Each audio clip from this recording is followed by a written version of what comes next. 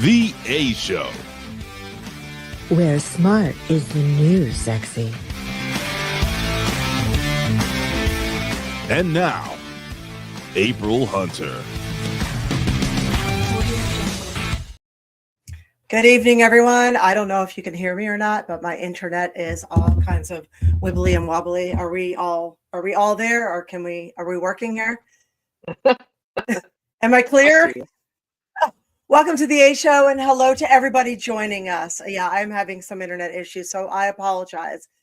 Please let me know. Yeah, I know AOL dial-up. Yes, Allie.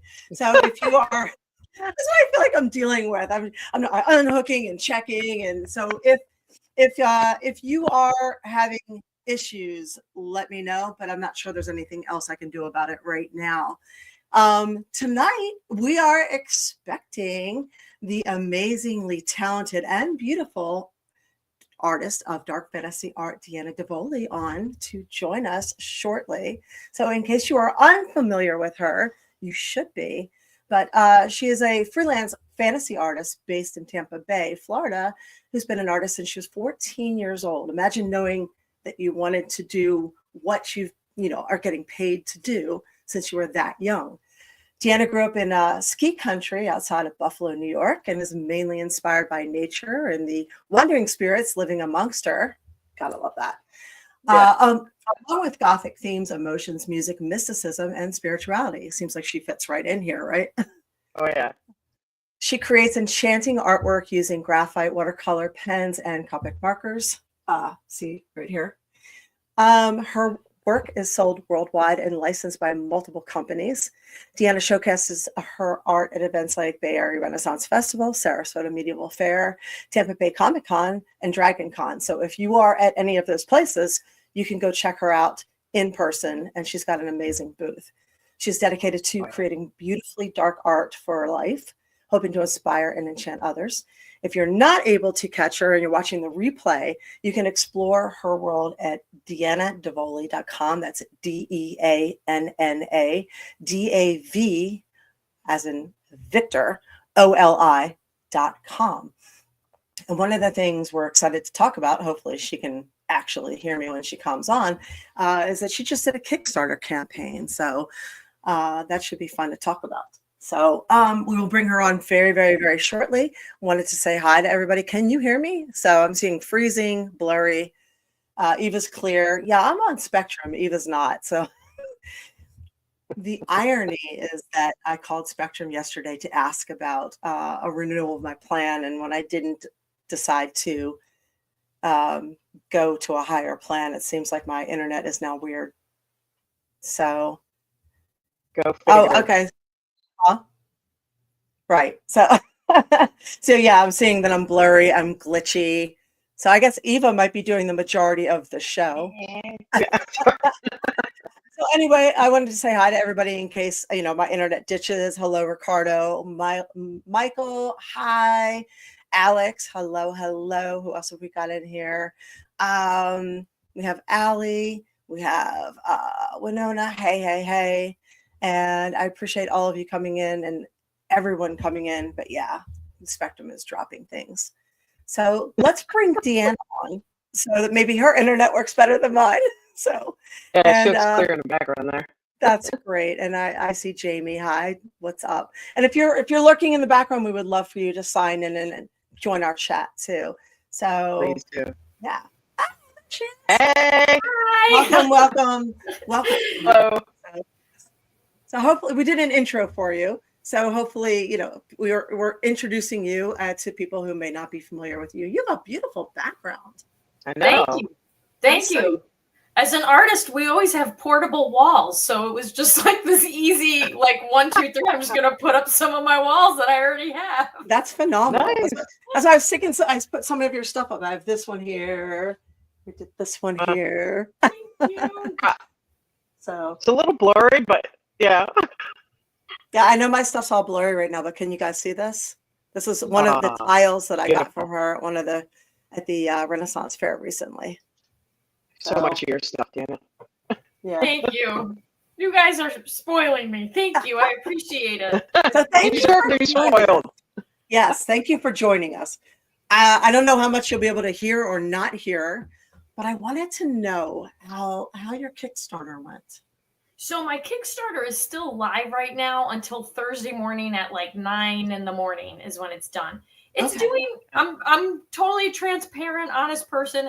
It's doing okay, but I don't really know if I'm going to make that funding goal. I'm at 60% right now.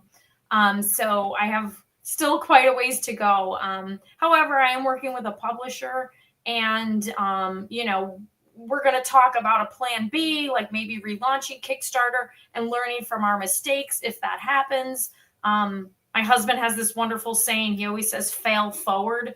And so if for some reason this fails, whatever that word even means, just learn from it and move on, and do better or do something, try something new or different. So if that's what happens, it happens. Of course, I would like this to make it.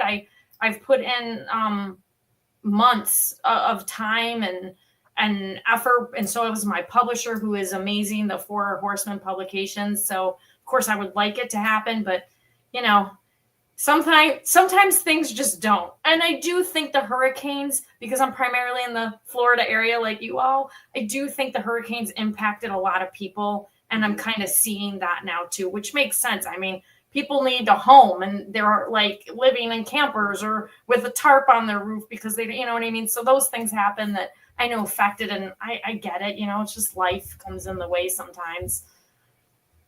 Yeah, you're right. I mean, everyone's dealing with, actually, it's probably more than Florida too, because a lot of people are dealing with extreme weather and trying to put a roof over their head. So, I know you did a campaign that's an all or nothing, right? Yes. So if it doesn't hit the dedicated amount, you get nothing for all the work you've done. Correct. So all the people the way Kickstarter works is you're basically pledging an amount because you want to see this product come to life. Mm-hmm. And if the goal that we set, if it's reached, then whatever tier you backed, you'll get that product or products, bonuses, whatever. If it doesn't reach that amount, nothing happens. Your credit card's not charged, so it's really, nobody's really at a loss except me in a way, as if it doesn't really reach that goal. But I mean, again, the point of Kickstarter is to kind of just help. It's like people putting the money up front for something that they believe in with me, that they want to see come to life, and helping give me that money to make it happen, as opposed to me having to put the money all up front myself to make it happen. Is there a link? I'm sorry. Yeah, I was going to say the same thing. Do you want to talk about it and tell us about it and tell us your link and everything? Yeah, sure. I mean, is it good to can I post the link in the comment section? Yeah, definitely. That might just, I'm just going to do that because reading it out would be like a very long, here we go. We'll just go like that. There's my Kickstarter right there. I have several different tiers on there. There's even like a quote unquote tip jar. So if, the book's even out of people's budgets, they can leave just like $5 or something, and their book would still get added, or excuse me, their name would still get added into the book as a supporter. So they get a little kickback, just by their name being printed in an art book, which is pretty cool.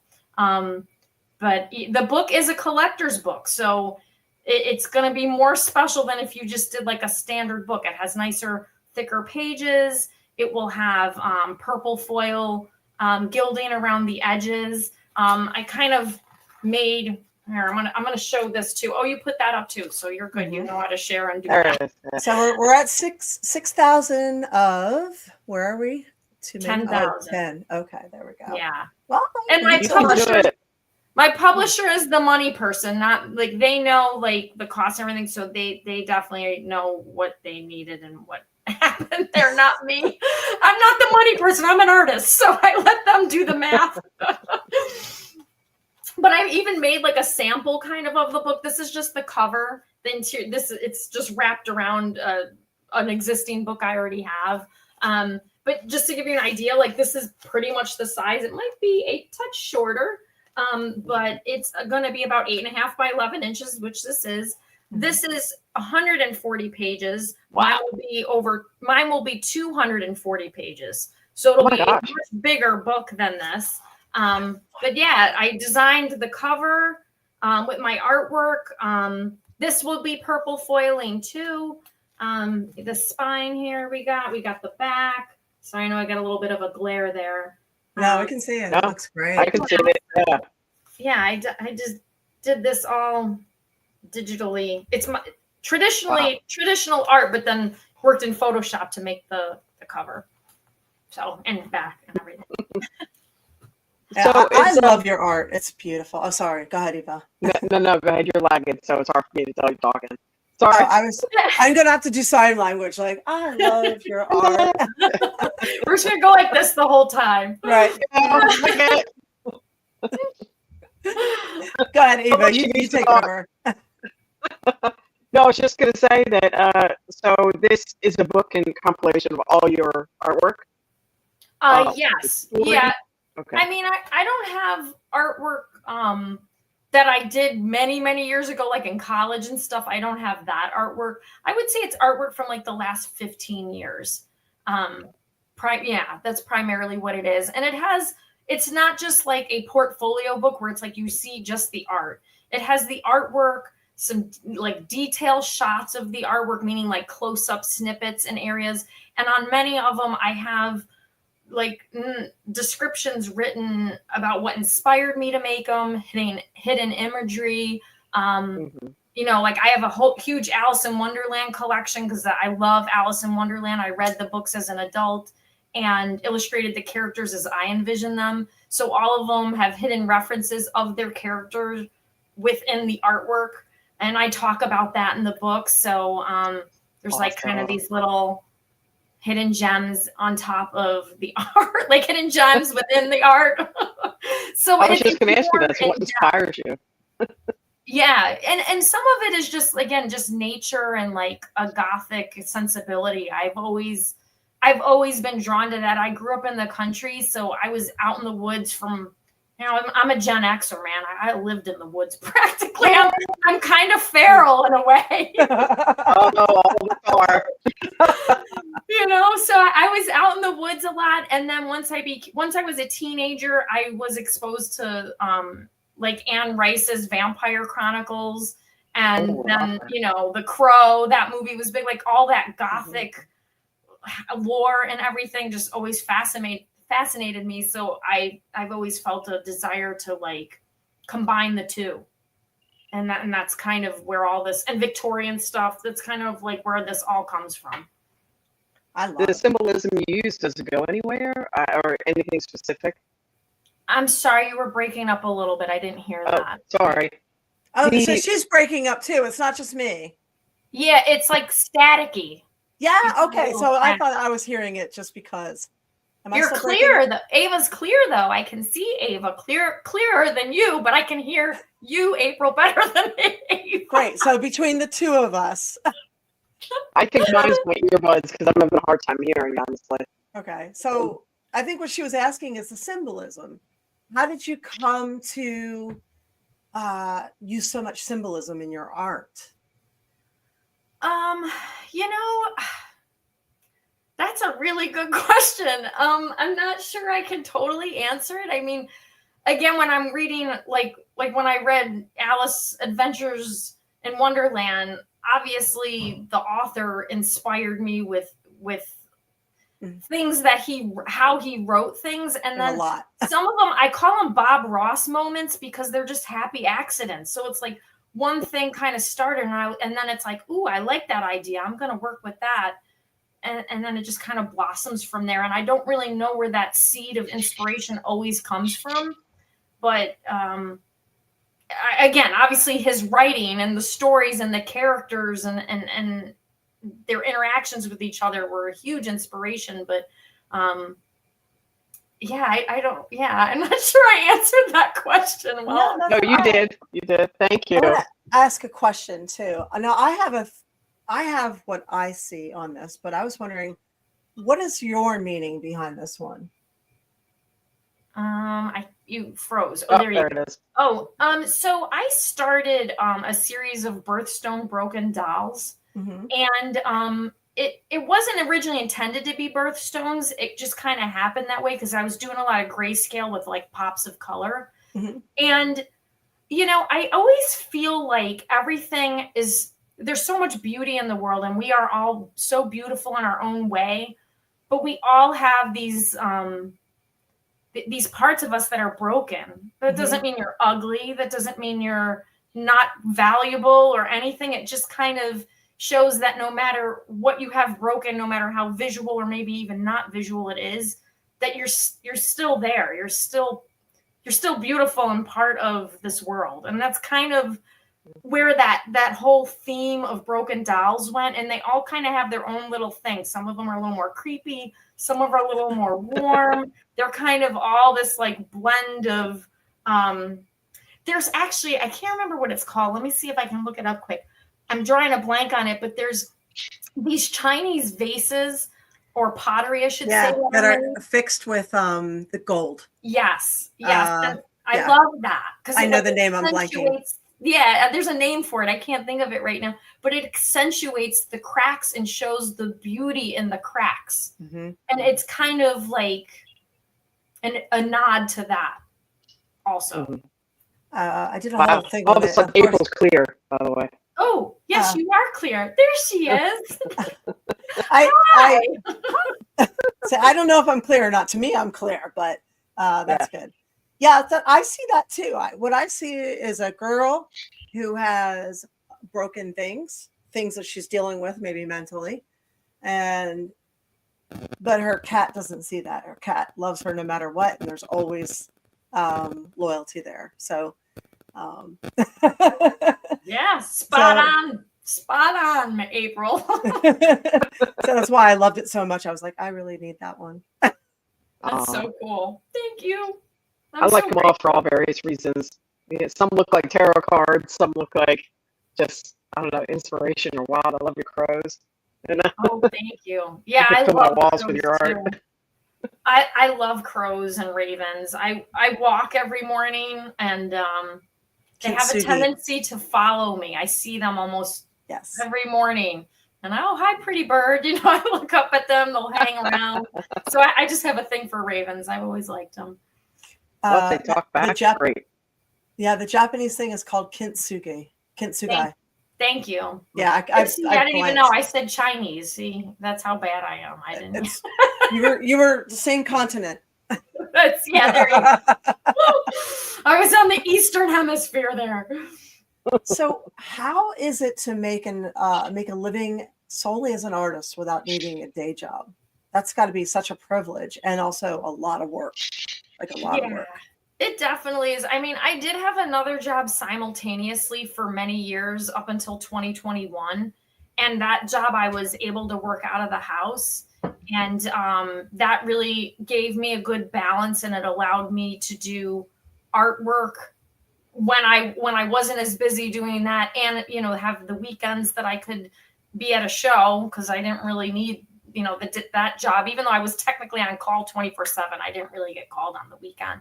So it allowed me to balance those two things. I'm sure if I just did the art full time all along, I would probably have a larger portfolio and, more shows under my belt. But it worked out well for me for a time. And then it was a job through the state. I coordinated services for people with developmental disabilities. And I loved the families and the people I worked with, that they were amazing. But it was organized by a program and the state, and they were just changing things, and the direction it was going was like just not worth it. It wasn't worth it anymore. And my husband always wanted me to do the art full time, and he really helped convince me, like, I think you just need to do your art full time. Like, you're going to be happier, and you're going to, you already have this base of it. You might as well go with it. So in 2021 is when I switched gears to do this just full time. That's amazing. Yeah. Well, congratulations for that. Yeah. Michael's asking, how long have you been creating artwork? And I know it says on your bio that you've been doing this since you were 14 years old. So yeah. You've always known what you wanted to do, like George Perez. Yeah. Yeah, pretty much. I've always loved art. Yeah, in high school, I took all the art classes I could. And my degree, when I went to college, my degree is actually in art education and art history. So I actually taught symbolism. art. I taught art for a few years in a Catholic school in Sarasota when I first moved down to Florida, and then a public school for 1 year. And I still talk with some of my students, believe it or not, but I don't. I knew that like teaching long term was like not for me. I was good at it, but I was done. I'm sorry. What about doing like little courses and stuff like that? Like where a weekend artist camp or something. What was that? She was suggesting you do like a weekend artist camp, like artist getaway camps, or even like online courses or things like that. I've thought about that. It's funny though. It's like I'm used to teaching kids, so it's like I don't know if I'd be good at teaching the grown-ups. We're kids. Version, you know? Shoot, I would sign up for that. Yeah, I would too. Yeah. So, sorry. No, that's funny though. It is, and I have thought about that at times. I get busy too, and I do have my own child. She's older now; she's 13, so she's more independent. But for many years, I had the other job, and I was home, stay-at-home mom pretty much because I worked out of the house, and I was doing the art, and so time-wise, I also didn't really have the time. But she's older and super independent now, so makes life easy. She makes my life easier now. Yeah, she's very talented. You've done you must have had the time to nurture her. She's a wonderful ice skater, and an athlete. So that takes nurturing. So yeah, well thank you. And she's a good kid too, and she's a great artist. She loves doing anime art. Man, she's awesome. She's in 8th grade now. She does AP art. Now she's won awards at some cons that she's gone to where she submitted art. She's won awards in her her age group. And then she wants to be an artist when she grows up. I wonder why. Well, you're a pretty good example. Yeah. I wonder why she wants to do that. But yeah, she's cool. She's definitely though she's a great kid. So I'm very lucky. Very lucky. That's awesome. Yeah. Like Michael says, talent runs in the family. Yeah. It sounds like your husband is very supportive too, which also is insanely helpful. Oh my God, he's been amazing. Like, and we met actually. When I was in college, I worked at an art store in the mall, and we met in that art store. So Art even brought the two of us together, which is cool because he loves Salvador Dali. So he just came in to look at the prints, and instead of finding an art print, he found his wife, his future wife. Oh, that's so cool. It's like The Alchemist. You'll find your treasure if you go over there. He found a different work of art, So, and a couple of people are asking if, hi, Steve. Hi, everybody coming in late. Hello, Josh and everybody, Alan. And yes, Eva's mic is giving us a little static and attitude, but you got three artists on here. What do you expect? Just deal with it. We're not tech people. No, yeah, not exactly. So here's a question for you. And I got a couple questions for you. I have questions. So you taught art. So that back in the day when there was no television, art was the thing, and how the artists used to stick symbolism in there that they were all aware of, like the random fruit baskets and an apple or a book or an animal. Yeah. So you're familiar with that, I'm assuming, yes? I think so. Yeah, like the highlights magazines. Is that what you're talking about? No, way back in the Renaissance era. Oh, in the Renaissance era. I'm sorry. Yeah. I thought you meant when we were kids. Oh. Well, that too. We're not that old. Highlights magazines. Hell yeah. I loved those magazines that used to find the hidden apples. In the dentist's office, right? And stuff. Yes. There we had to keep us busy somehow. There's been a long history of hidden art. Yes, I do know what you're talking about, though. With I mean a little bit, obviously, but yes, I have seen that where there are hidden things, and of course, you got like more modern, not just even Renaissance. You got like MC Escher and even Salvador Dali, you know, that definitely put a lot of hidden imagery in their work as well. So yeah, Yeah, I a lot of but anyways, statements you on had a question to ask about that. I do. Sorry. Yeah. I was going to ask you, well, what advice would you give to your younger self? What advice? Ooh, that's a good question. I think the biggest thing, and I still need to remind myself of this, and I would probably say it to almost any artist, is don't compare your art to anybody else's. Mm. Because that it's one thing to be like inspired, like, oh, you see how somebody who you think is amazing, and that is like, oh my God, I want to make amazing art too, and it inspires you. That's great.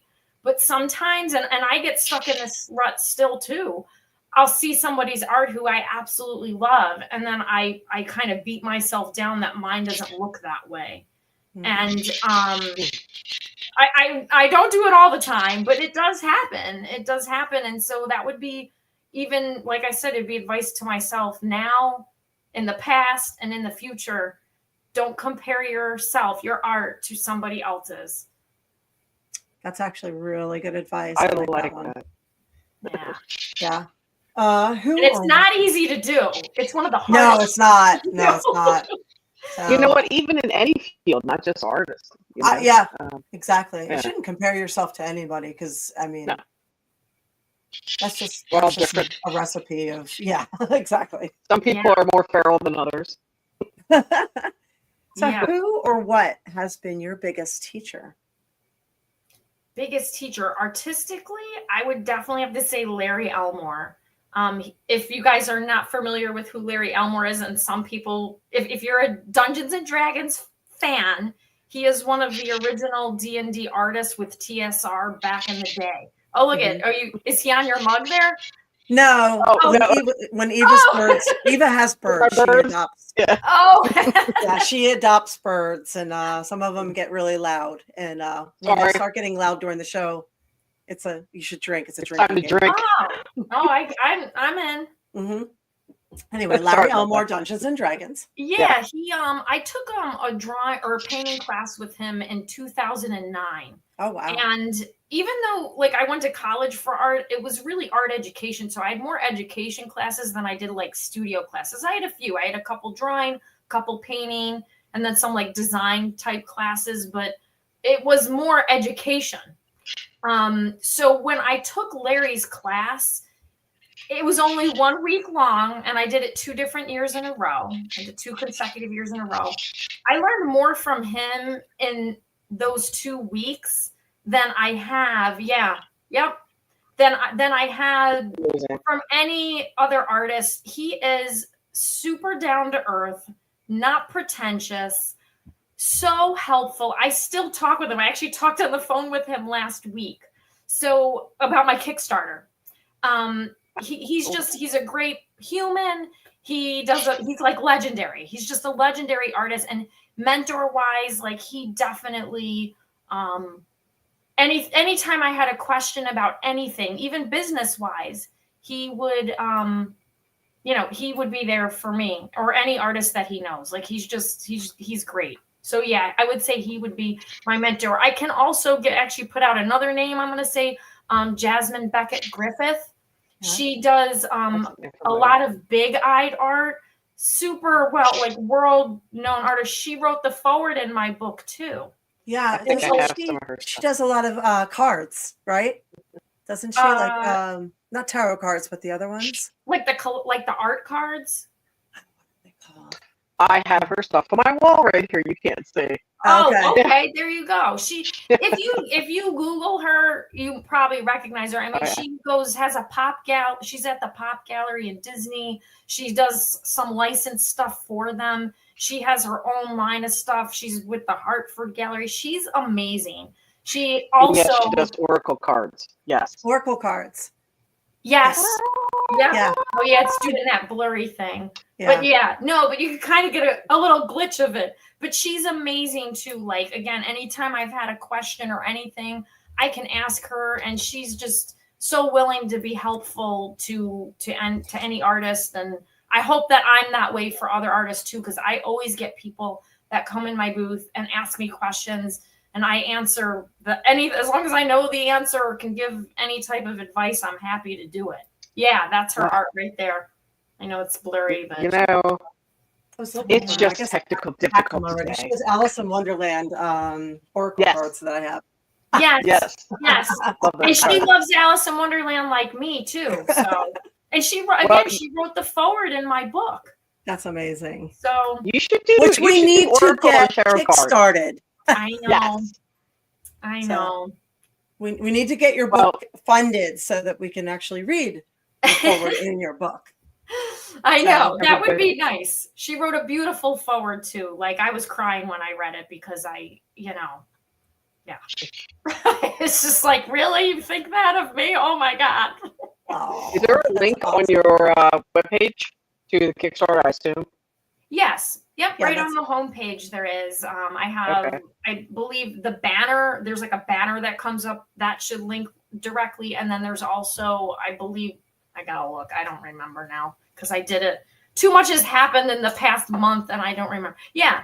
There's right in the banner first thing, and then right below like the scrolling banner, and I have a window that pops up. So if you go to my website, you can find the Kickstarter. Which is easy. Awesome. It's DeannaDavoli.com, DeannaDav as in Victor, OLI.com. Mm-hmm. And we have a cool question here from Jason. Do you think Frank Frazetta is the standard by which all other fantasy artists are compared, or Boris Vallejo?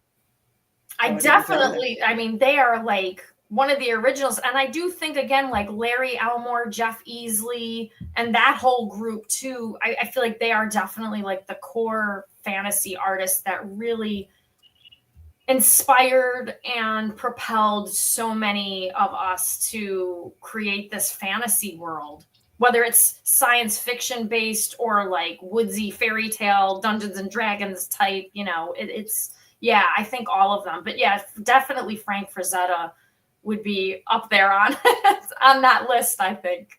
Yeah, that's an interesting question. Thanks, you guys. If you have questions, please put them in the chat. Have you thought about doing any of those things after your Kickstarter? Of work for like I saw the tarot cards. Yeah, oh yeah. So she's asking if you thought about doing your own oracle cards. I think you illustrated tarot cards, right? Yeah, I did. I illustrated not a whole tarot deck. There is there's a company called 78 Tarot that started I think over 10 years ago. And what their idea was to have a different artist per card to like illustrate each card.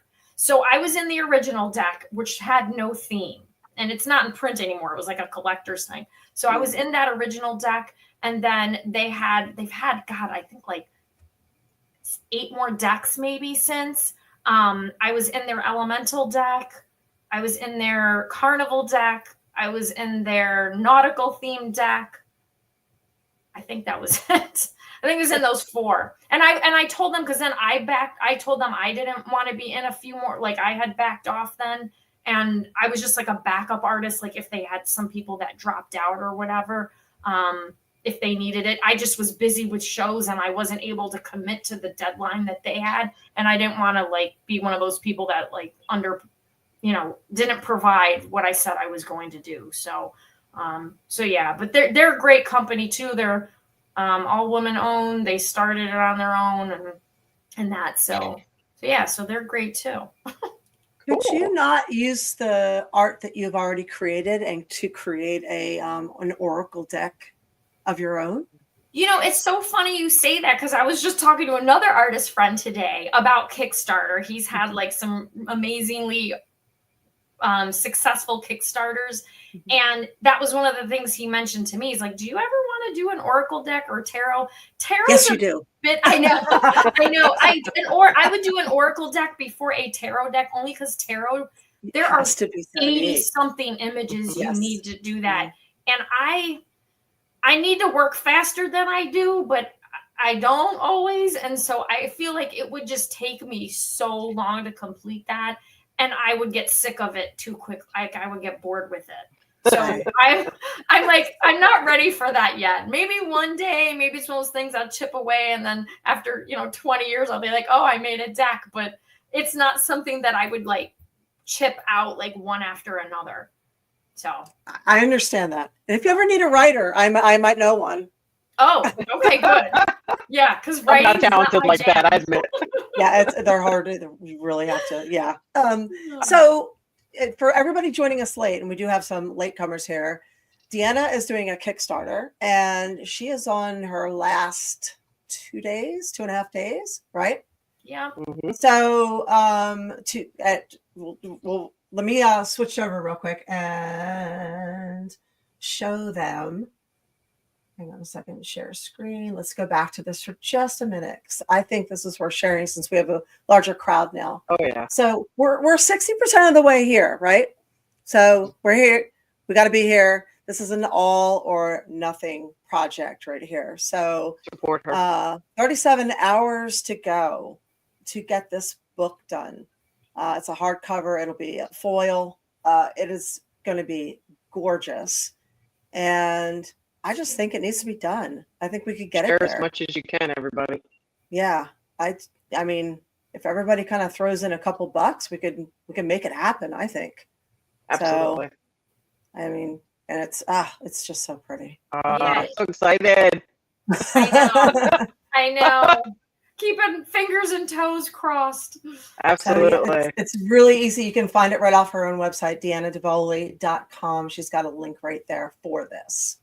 Mm-hmm. So if you want to help make that dream come true, she's got the dark fantasy art. It's amazing. And you can see some of it behind me. I have some here, some here. So obviously I'm a fan. And I'm a fan of you too. I mean, you know this. So just so everybody knows how April and I met, she walked in my booth, I think it was like 2 or 3 years ago at the Ren Fair. And she had this amazing Viking costume on, total badass warrior. And I'm like, oh my God. And I'm like going up to her like this, do you mind if I take pictures of you so I can use you for reference in a drawing one day? And you were like, oh yeah. And I didn't have to tell you what to do. You were like, bam, bam, bam, bam. Did all these awesome poses. I remember that. Yeah. And again, it's one of those things. I do a collection, and then it's like when I'm ready to do a Viking, Native American type of thing, it's like that's where I'm going. Just Hell like yeah. I'm working on Alice in Wonderland. So it would, however the tides shift for me creatively, but I have it and it will come to fruition one day. But yeah, you were so amazing and friendly and willing. So thank you. No problem. I would love to do that. My mom was an artist, and she was so talented. And this is one of the reasons why I love artists and love backing them up as much as possible. She went to Art Institute of Philadelphia. And she did some greeting cards. She did murals. She did pen and ink. She did pencils. She did all these amazing things. And she just didn't do anything with it. She gave it up to have a, 8 to 4 job working in a hospital, because she felt back on the whole, you got to have a uniform, got to have a steady job, can't go out there, a starving artist can't do it. And she just, all that school, all that time, all that talent, she just gave it all up for what she viewed as security. And she just never really, achieved her dream. That was the time, though, Yeah. All of our parents, that was the time. It was like you had to work. Or same with the kids, you weren't allowed to do anything for yourself that you enjoyed. But my mom was a stay-at-home mom at first. So she didn't have to give it up. She just did eventually. Wow. So yeah, I just, I always wished that she could have done more with it. And I love the fact that there are people out there who are, jumping and, jump and let the net appear kind of thing. So I love the fact that there are artists now that understand that, you don't have to starve. You can find ways, you can do this. It can happen. Yeah. So I believe that the minimalist movement was a way to make everything ugly. Yeah. I agree. And boring. for like 10 years, I'm like, I'm not redecorating my house because I have too many things that are cool and special, and I can't do this minimalist shit. Like, it's not happening. I don't like the minimal. I mean, I what do you call it? I can admire it, but it's so cold and there's no personality there. I love when I walk into somebody's house and there's like collections of things from all over, and it tells a story about who the person is. So I need to have you over at my house one day because I got all kinds of cool collections. I would love to. Like, I don't collect things, but like little, like I love going to estate sales. I love treasure hunting and doing that, and so does my husband. And we'll find like this weird tool. Like, people like that. Oh, it was a engineering tool that did this and this, and it's like, oh my God, I need that. I don't know why, but it's something bad's going to happen. It speaks to you. Cherish it. Yeah. It speaks to you. Yeah. And I understand that. Yes, I very much understand that. Yeah, her house is like that. She's got the most eclectic, this whole room behind us. Yeah. And she has an entire medicine cabinet, a tall one, full of, it's, glass medicine cabinet. Like, it's a cabinet, but it's full of old medicines and like. You can see it now. There it is. Yeah. So you can see the there it is. That one in the corner.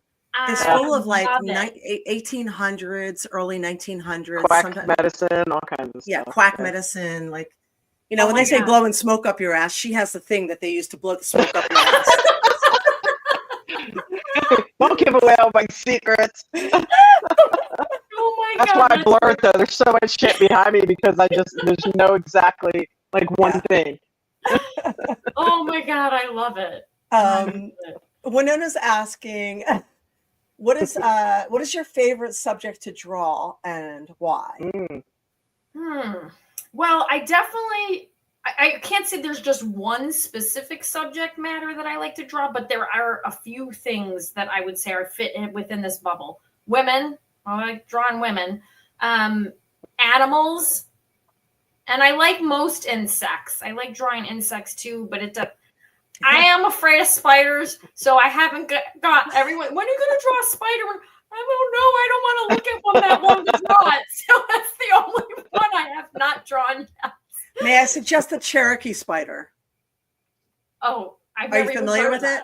The Eastern Band Cherokees have a certain type of spider that is symbolistic of their origin start. So it's the grandmother spider that carried the fire. So it's a strange kind of thing, but to use that spider, it's a symbol of carrying the life and carrying the fire.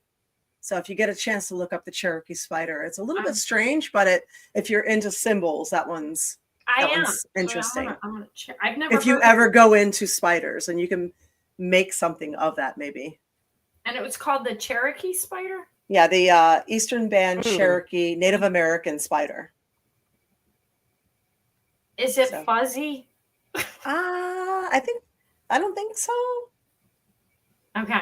That's where the tarantula thing, I don't think so. Any long legs in that, like that doesn't bother me. Like even when I go to the Tennessee Run Fair, there are tons of daddy long legs and I just pluck them off my tail. Like that doesn't bother. But like a big, hairy, like chunky leg thing, like Shelob from The Lord of the Rings. I'm sorry, but I am no. Not my jam. Indian spider, is that what you're saying? Native American Cherokee spider. Yeah. Sorry, it's totally botched that. Are you looking it up? I am. You're gonna pull it up? Oh God. I am. Yes. I might walk away. If I see a picture, I'll be like, all right, I'm out. Let's see. Well, okay, I won't do that to you. No, I'm just joking. Here's an art depiction. You'll see it now. My blur's off, but I mean that doesn't bother me. But that's cool. I don't know what the real one looks like. You could do way better than that, I'm sure. There's a lot of art depictions of it. That is cool. I mean, I love and we're all Googling here. Yeah. Yeah, it's like I love the art depictions.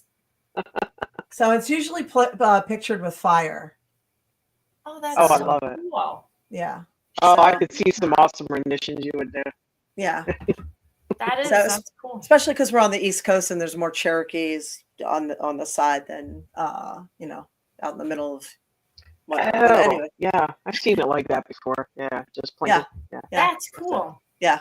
That's cool. Like even just to see that and know what its reference is too. Like I didn't know that. So Yeah. that's cool.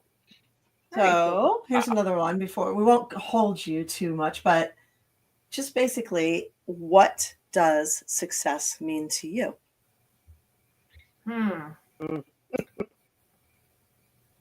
Well, I definitely think being happy is the most successful thing anyone can do because that really truly is a mindset. So I would say happiness would be the most successful thing because if you're happy, then everything else in your life is as it should be. I like it. Yeah. How do you become happy? What's your advice on that? Well, first of all, I can tell you I'm definitely not always happy. Content, I laugh content. a lot and everything, but I definitely have like a lot of sad times and stuff like that too. I just and I like okay, and I don't want to like get into this a lot, but it's in reference to what we're talking about. Mm-hmm. My dog, sadly, we had to put down about 3 weeks ago. I saw that. And so he was my companion. Like it was really, I mean, and we've had dogs in the past and it's always an emotional, your family, it's always an emotional, very difficult thing. So I can say for like a good 2.5 weeks, I was majorly depressed, but I slowly, started getting out of that by reminding myself of good things, talking. I have such amazing friends and family, and my husband's amazing.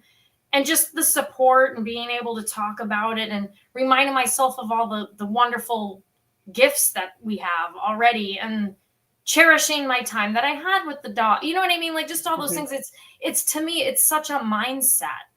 It's changing, flipping that switch in your brain. And I know there are people who have more clinical, serious things that I'm not a medical person. I'm not by any means trying to help anyone in that regard. But for me, what I like to do is try and remind myself of all the things I'm grateful for that I do have. And I think just the gratitude and reminding myself of that, I'm healthy. I got a wonderful family. I have a beautiful home I live in. I get to sell my artwork. I make other people happy selling my artwork.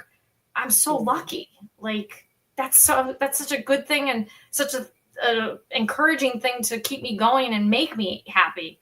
It is. It's a choice that you make to look at it a certain way. Yes. I remember walking down Ybor City and there was a inscription in one of the stores on the glass, and it said, "We honor the dead not with grief but with gratitude." And that has stuck with me for ages. I just, it's, you can always look at what you've lost, or you can look at what you had and be super grateful for it and grateful for that time. Yeah. So I think I'm sure they're grateful for us. Yeah. I think our pets choose us. They come into our life for a reason because they're, there's just all our souls matched up and they're there for a reason. Yeah, definitely. It's hard no matter what. Yep. No matter how much time you have with them, it's never enough. But that's true. Again, it's one of those things. It's like you're just grateful that you had them and you gave them a good life. And one day I'll probably get another dog, but I'm one of those people. I need like the time to grieve. It'll probably be a year, maybe 2. I can't yet.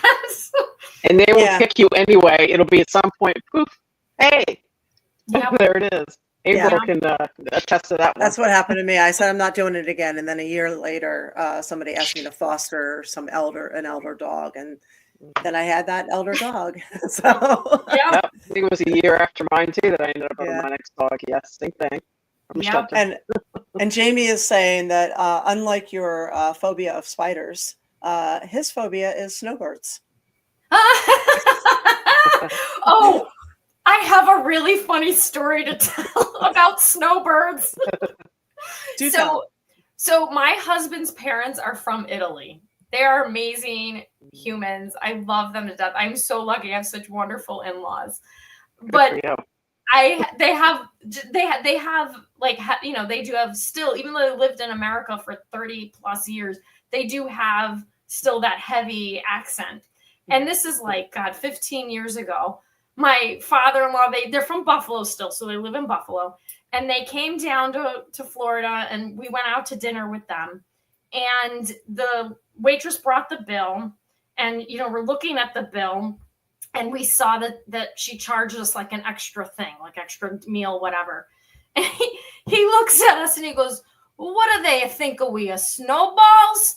And my husband and I looked at each other, and we were like, snowballs? We're like, you mean snowbirds? And he goes, yeah, that's what I said, snowballs. And we're like, oh my God. So now every time I see snowbird, it's like, nope, they're a snowball. Snowballs. Oh my God. You should draw some kind of art for that. Yeah. Oh my God. Yeah, that's my father-in-law's. They're so great. I am very lucky. They're great people.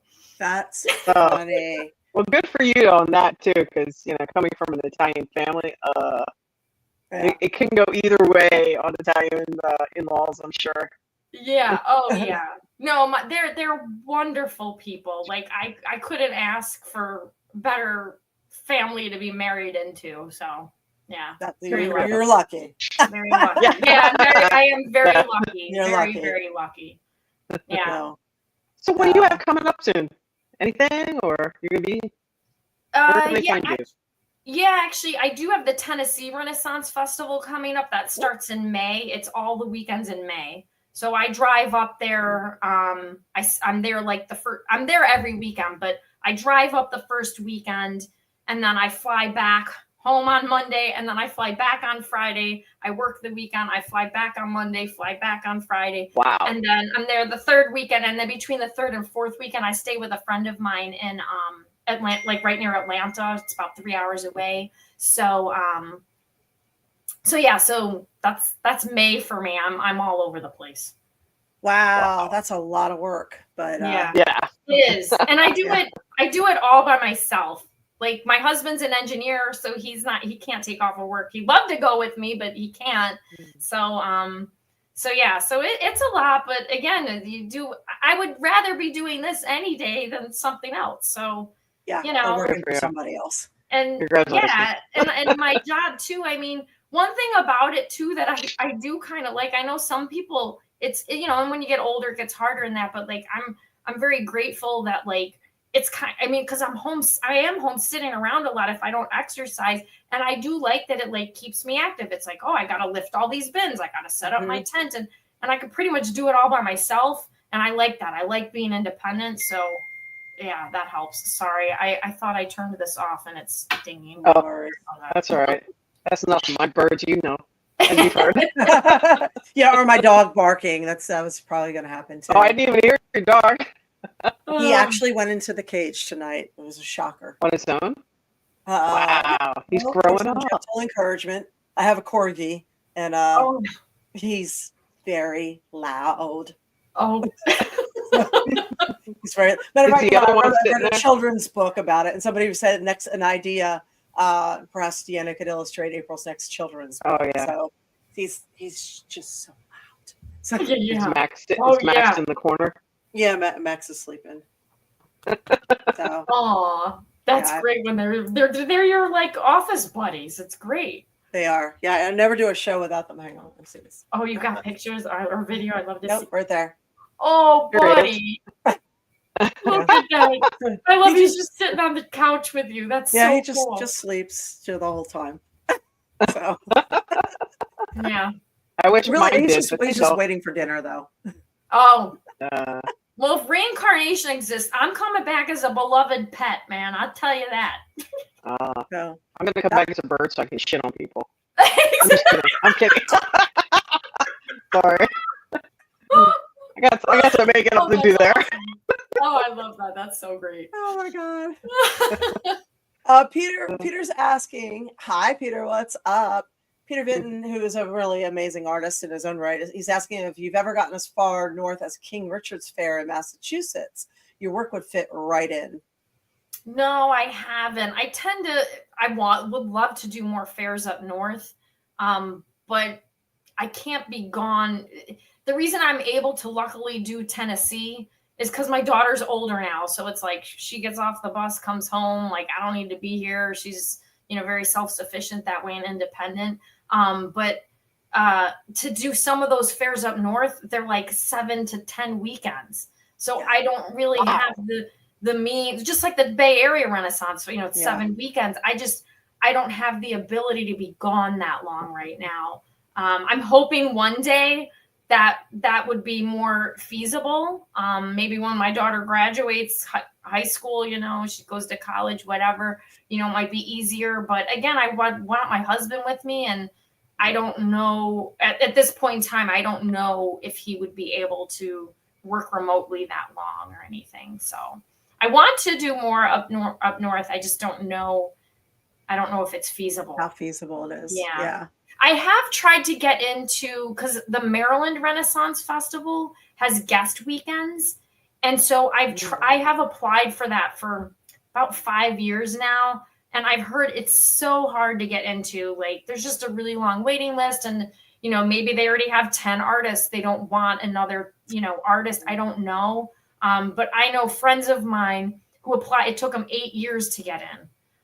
Now they have it's an amazing Renaissance festival. And I could do, because I'd be, 2 weekends or something would be doable for me. But again, I couldn't do like the whole run of the fair. Yeah. What time of year is it? Do you know?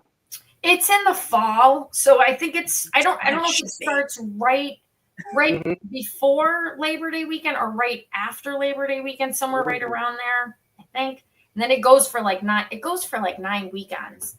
I can actually, let me see. 9. Oh my God. Yeah, it's I'm going to be looking that up soon. It goes, let me see here. Let's see if it's on their website. Sometimes they don't update. 2025. Oh, wow. It's actually August. So yeah, it's right before. It goes from August 23rd is the first day. And then the last day is October 19th. That's what I'm thinking too. That's got to be hot as hell. That's almost as bad as ours. Yeah. Oh, shit. It should be like October, November. Yeah.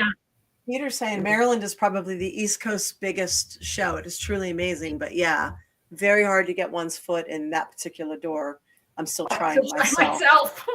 Oh, cool. Yeah. What is Peter? What do you make? He does. Go ahead, Peter. Yeah, he does a lot of sketches, comics. What are they called? He's done all my Christmas cards every other year. So all those really cool Christmas cards I send out with all the superheroes and various renditions. Any of my fans have got my Christmas cards. That's Peter who has done them. Oh, cool. Okay. So, I love that. That's awesome. I said Peter. Yeah. Cool. Yeah. Still true. So see, he and I are competing against each other. Apparently there's a lot of artists trying to get in. So maybe, they have to limit, I don't just going back to what my husband said. It's like, just fail forward, it's so I didn't get in this time. I'll try next time. And if I never get in, then I never get in. I got all these other shows I do, It is what it is. Well, your art's amazing. It is. It really is. So you have 2 days left on the Kickstarter. Before we won't hold you up any further, but before you go, tell people how they can support you. She's 60% on the way. She's more than halfway. It's an all or nothing campaign. Let's make it happen. Make it happen. Got some cool prizes and rewards and stuff there too. Yeah, I mean, it's going to be a collector's book. That's the thing. So this isn't going to be like a book you're going to order off of Amazon. That's like your basic book. It's going to be the bougie one. So it's going to have, the foiling. It's going to have nicer quality paper, the foiling around the edge and the writing. Again, this doesn't have the foiling because this is just like a sleeve I printed to put on. But all this will get foiled. All of this will get foiled. And it's thicker than this. So 240 plus pages. And there's forward written by Jasmine Beckett Griffith, depending on, and actually anyone who backs the book, even if it's like the tip jar, so to say, your name is written in the back as a supporter. I have some of photographs of the models that I used for reference for a lot of my pieces. There's reasons why I made the art, inspiration, things that are nowhere on the internet, nowhere on my website. They're meant for the book. And so that's what makes the book extra special. So it's an exclusive situation with all the good stuff. So go to deannadavoli.com and click the link there, and you can support it, and we can make this project happen for her. Okay? Absolutely. Thank you. Look forward to it. I do too. I just realized I have this exclusive bookmark for it too that has purple foiling. This is the front.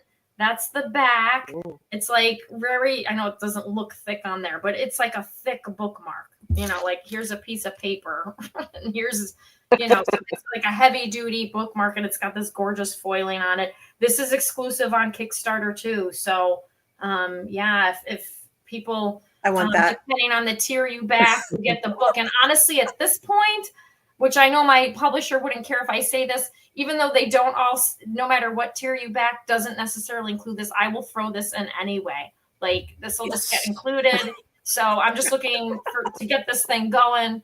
I read, so I go through bookmarks. I definitely want one. I want to buy the book too. I love it. I think it looks beautiful. I love it. Oh yeah, absolutely. So everybody get on there, support her. Yes. If you can't find it, to go to there. Sorry.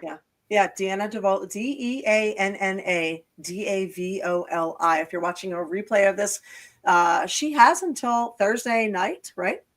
Thursday morning. Thursday morning. So we've got 37 hours ish. Yeah. Right? Busy everybody. The clock is a ticking. Yes. And again, it's an all or nothing campaign. So let's see what we can do. So absolutely. Thank you all so much. I'm so grateful. Thank you for coming on. So fingers crossed. Yes, I appreciate everything. It's been a pleasure to talk with you more and get to know you. Well, I need to just talk to you more to get to know you more too, because we talked about me a lot. But I would love, we definitely need to catch up more and stuff. So aren't you sort of down the road? Are you in what? Palm Harbor-ish? Yeah, I'm in Palm Harbor. Yeah. Okay. I'm in Oldsmar. I know.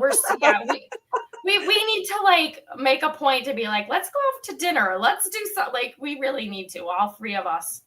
And have some of our own shenanigans. That would work. Yeah. Yeah, I would be up for that. And then have you back on after that Kickstarter makes it and see what the finished book looks like. Yes, that would be awesome. That would be so cool. Well, good luck, kick ass, and fail forward. I like it. Fail forward. Go what my husband says. We're going to fail forward if it doesn't make it, but that's okay. We're going to hope for the best right now. Yes. Mm-hmm. All right. Thank you for giving us your time. Thank you. Thank you for everything. I really appreciate it. Thank all the people for being here and asking the questions. I feel very loved right now, and my heart's glowing. So thank you. My beautifully dark heart is glowing. We'll say. Purple foily kind of glowing, hopefully. Yes, purple foiling glowing. All right, we will talk to you soon. All right, sounds good. Have a good night, everybody. Thank you. Bye. She's awesome. So you're still bubbling a little bit. I'm hearing things crackle in my ear, so it's got to be something with my headphones. I think it's your internet. I'm sorry. That's all right. I don't think it's the internet. I think it's my earbuds because I'm hearing things weird in there. Okay. What about wired so ones? Far up. Huh? What about wired ones? Yeah, I have some. I'd have to change the settings, so I'll have to do that for next week. I'm sorry. Oh, we missed a fanboy comment for Deanna. It says from Peter. It says, "Thank you for hanging out with these awesome ladies, Deanna. Incidentally, I never tire of your Luna moths. Every time you depict one, it's just so compelling. Gushy fanboy moment. Sorry, don't be sorry. That's awesome." I have one of the Luna moths. Yeah. Do you? Yeah, I have it on the wall in the other room. So I like the broken doll stuff because I don't know, I have another one on my wall out there with the raven. So I love that. So I interpret that as somebody who, struggles with mental illness or mental disorders. but still manages to put on a smile and make it work and get out there and get dressed and do it. And, you know, that's me some days. So, no, that's never. But, you know, there's always an animal there. So the animal's always, you know, the sidekick. So what's coming up for you? For me? I'm going on a girls' day vacation, and I'm not going to be working for a couple days. And I've been working nonstop for months and months and months, and I'm exhausted. You need a break. Good for you. Yes, and I want to do nothing for really a week, but I'm going to do nothing for like 3 or 4 days. 4 days? So, what is it? 4 days? 4 days? Yes. 4 days. It's far. Thank you, Deanna. And everybody who came on, we didn't get to say hi to, like Dreadpool and Jason and who else did I miss here? I missed a couple of you because I didn't want to cut in. Yeah, no, we said hi to Allie. We caught him. But yeah. And Winona, I'm with you. I want to come back as a mermaid too. So I'm still a bird. I want to shit on people. Randomly, people that earned it, not the good people. You could be like a karma bird, you know, just exactly. Just no. What you need to do is catch the ones who are driving the speed limit in the left lane, who won't move over and shit all over the windshield. or the asshole who has that fancy car that washes it outside, and he's not nice to all his neighbors. Oops, poop. Yeah. Hi, Lori. Lori says she bought a few of her pieces with you too. I remember that. So. Oh yeah, that's right. Yep. Yeah, I think we I got a bunch of little things too. I got what is it? That you put your cups on. I got them out in the living room. Yeah. The things. The the water catchers. Oh, yeah. Speaking of the water catchers, what are those things you put your cups on? Yeah, that. You know, the things, just the things. Yeah, the things. It's been a long day. Sorry. So here's a trick. You still don't know? What? We still don't know the name of this? Water catcher.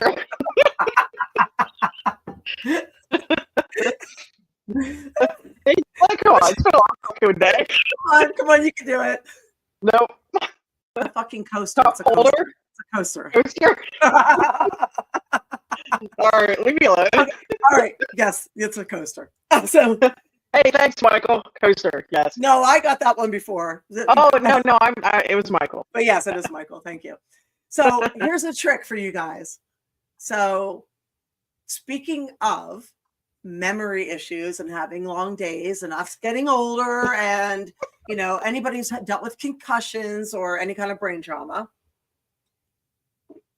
Here's a trick. You're going to do it with me, all right?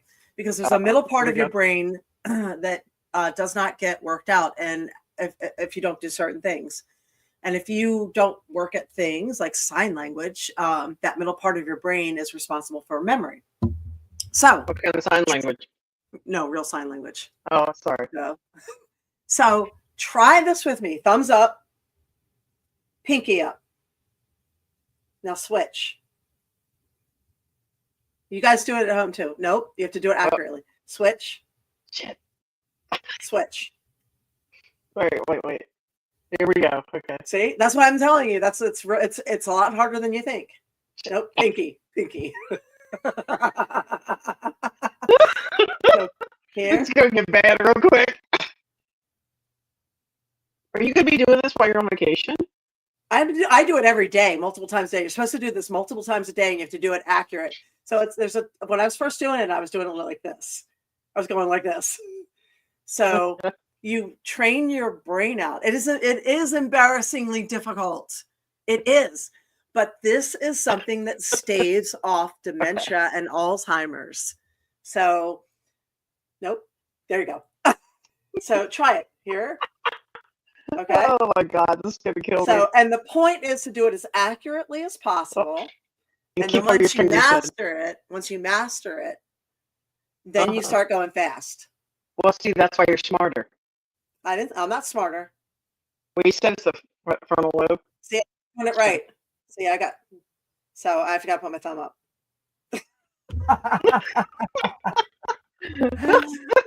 Oh shit. Okay. So, yeah, it's something that works out your brain. So it's more challenging than you I'm realize. glad, Michael. That's being nice. So, and yeah, it's something you should do every day, a couple of times a day. And what about autism? Cool, awesome dude. So, related to that. But yeah, if you try it and kind of slip it into your day. If you're driving, sitting at a red light, instead of texting, do this. I think you should just stick your hands out the window and show people what you're doing. There you go. Kidding. See, it's just going to get worse. I will try. I will do it throughout the evening. Yeah. There you go. Allie, I'm glad you're getting the hang of it. That's awesome. Thank you. Right, thank so you, Mauricio. Okay. All right. So, whoops. April's freezing now. Oh, there you are. Am I? Yes. Well, no, I'll wait till a better day, and we can cut out early a little bit, and since we're both having internet problems. Well, next week, do we have a guest next week? We do. We have Brian on. Hang on. I went blank like you did. Let me dig out that information real quick. While you're doing that, I'm going to respond to what Al just said. I hope the gesture isn't offensive in some foreign country. I'm you just never going to say I don't care.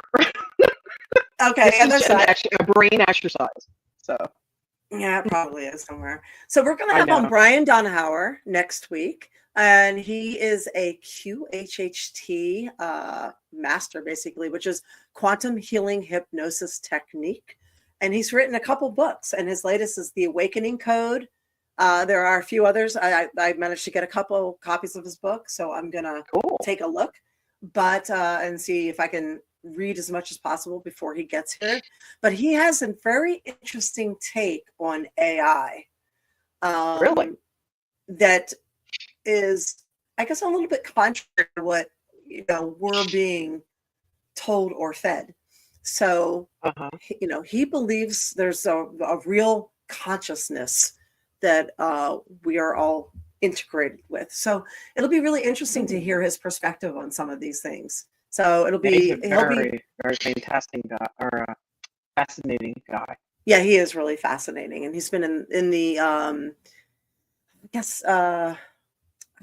consciousness field. He's been working in the consciousness field for a long time. Yeah. So, yeah, he will be joining us next week, and pretty excited about that.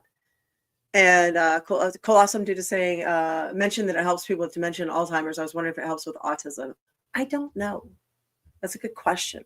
That is a good question. Usually people, in my experience, people with autism tend to have better memories than those who don't.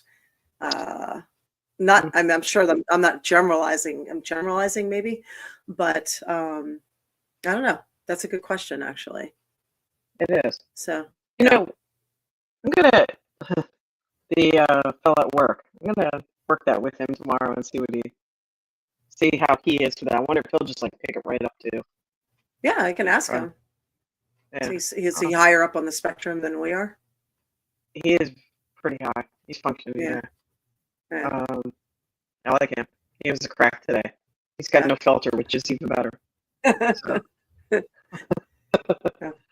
Well, see how he does with it. He'll probably kick ass with it. So a few things I'll float at the bottom there. Don't forget your sponsor. What's that called? Yeah, and if you came out, by the way, to GrappleCon this weekend, thank you very much. It was really an interesting convention, and it was called Glory Days, so they got a lot of the old WCW talents together. So appreciate for those of you who came out, that was pretty awesome. How'd you like it? How'd it go? It was a shorter convention, so it was not bad. It was not bad. So it was different, it was different. One of the things that's, by the way, we'll go back to gold in a minute. One of the things that's a little bit strange or unusual is that a lot of promoters put like all the girls on a convention. I mean, I've seen this a few times across the board. They'll put all the women that they have from a convention all on the same advertisement, but they don't do that with the guys. So, and I always thought that was strange. I think that's just like a male promoter thing. So say if you have, well, I mean, if you have 3 girls on a show, right? For some reason, instead of giving each one their own thing, like they do with the guys, and these are girls that they're not working in a stable together. They're not a tag team. They're just like 3 random girls on a Comic Con or on a wrestling show or something.